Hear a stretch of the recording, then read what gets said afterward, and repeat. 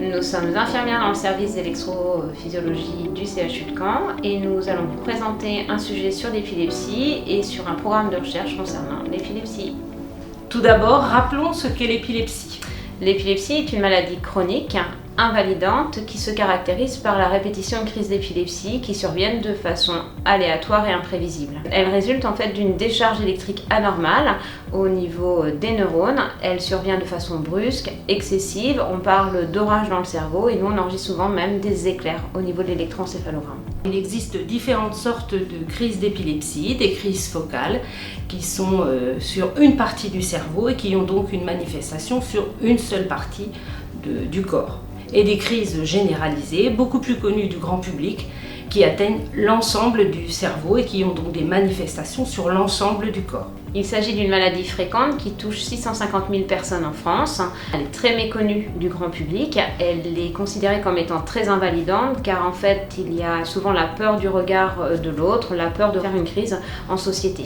Certains patients sont limités dans leurs activités sportives, mais également dans la conduite automobile, puisqu'il faut faire reconnaître son permis au niveau de la préfecture, et également sur les désirs de grossesse. Aujourd'hui, en matière de santé publique, traiter médicalement ne suffit plus. Il faut permettre aux patients d'améliorer son quotidien et de mieux vivre avec sa maladie. C'est en 2012 que nous avons commencé à écrire avec le docteur Bertrand et le docteur Dipendal un programme d'éducation thérapeutique à viser des patients épileptiques. En 2015, la DRCI de l'établissement, ayant eu connaissance de notre programme d'éducation thérapeutique, est venue nous chercher pour un appel à projet en recherche. Infirmières de formation, nous ne pensions pas que notre programme d'éducation thérapeutique pouvait répondre à un tel appel à projet. Nous pensions vraiment que de tels projets étaient réservés aux médecins. Un peu difficile à mettre en route au départ, puisqu'il y avait aussi des barrières psychiques aussi de la part des techniciennes, de savoir si elles pouvaient être suffisamment confiantes pour faire un travail de recherche, ce qui n'est pas évident,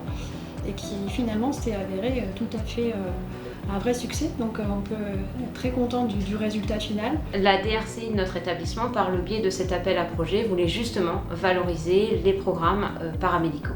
À notre connaissance, aucune étude sur la qualité de vie des patients épileptiques n'avait été publiée en France.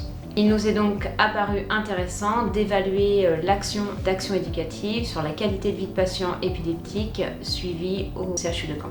Un travail important en amont a donc été nécessaire, notamment rechercher la bibliographie concernant cette étude, la lecture des dossiers, la recherche d'objectifs secondaires, la rédaction, la réflexion sur la logistique et le calcul du financement. À notre grande surprise, notre programme a été retenu. Il a donc fallu le nommer, il s'appelle École et il fait partie des premières études paramédicales retenues par le programme APRIP au CHU de Caen.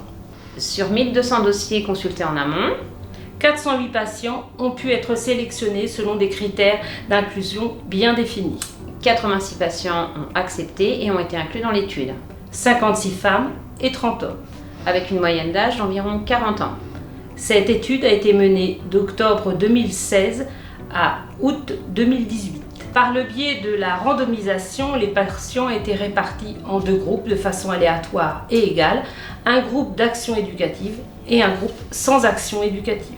Pour ceux bénéficiant des actions éducatives, 4 rendez-vous étaient nécessaires, un rendez-vous individuel afin de définir le diagnostic éducatif individuel et personnalisé, puis 3 rendez-vous où il y avait des ateliers collectifs, le premier concernant la maladie épileptique et ses mécanismes, le deuxième la gestion des traitements et le suivi de l'épilepsie par les différents examens, et le troisième atelier concernant l'épilepsie au quotidien et la gestion de l'épilepsie au quotidien. Il y a eu beaucoup de travail de fait. Nous, on était assez motivés du côté médecin de pouvoir proposer ces ateliers d'éducation thérapeutique à nos patients épileptiques, puisque ça forme une sorte de prise en charge un peu différente de ce qu'on fait d'habitude aux patients. C'était au-delà de la simple consultation, prescription de médicaments, etc.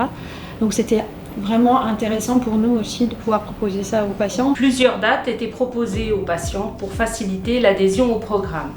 Ateliers qui étaient également proposés en soirée pour s'adapter au mieux au rythme de vie des patients. Nous avons donc réalisé 40 ateliers de janvier 2017 à juin 2018, soit 18 mois.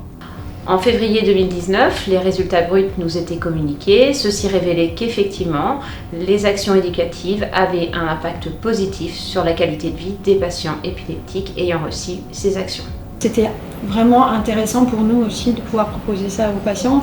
Et il s'avère que les personnes qui ont participé aux ateliers ont été en grande majorité extrêmement contents de pouvoir bénéficier de ces ateliers. Et en avril 2023, notre étude aboutissait et était publiée dans une revue internationale, Epilepsy Research.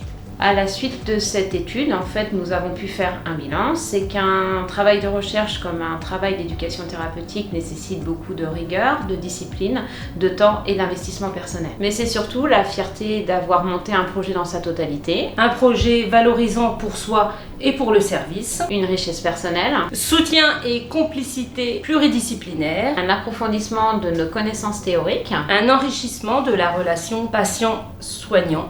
Mais également une reconnaissance professionnelle. Organisation en 2023 de la Journée internationale de l'épilepsie. Et en 2024, l'organisation de la Purple Day. Un article dédié à cette étude dans Infirmière Magazine. Intitulé « Des pionnières dans la recherche sur l'épilepsie en France ». Cette étude et les différents travaux que nous avons pu mener nous ont prouvé qu'effectivement, la recherche, ça n'était pas que pour les médecins et que nous, en tant qu'infirmières, nous étions aussi capables de mener de tels projets. Notre objectif prochain est de sensibiliser le grand public aux gestes à faire lors d'une crise d'épilepsie, sachant qu'une personne sur 20 est susceptible d'avoir une crise d'épilepsie dans sa vie. L'épilepsie ne doit pas rester une maladie méconnue.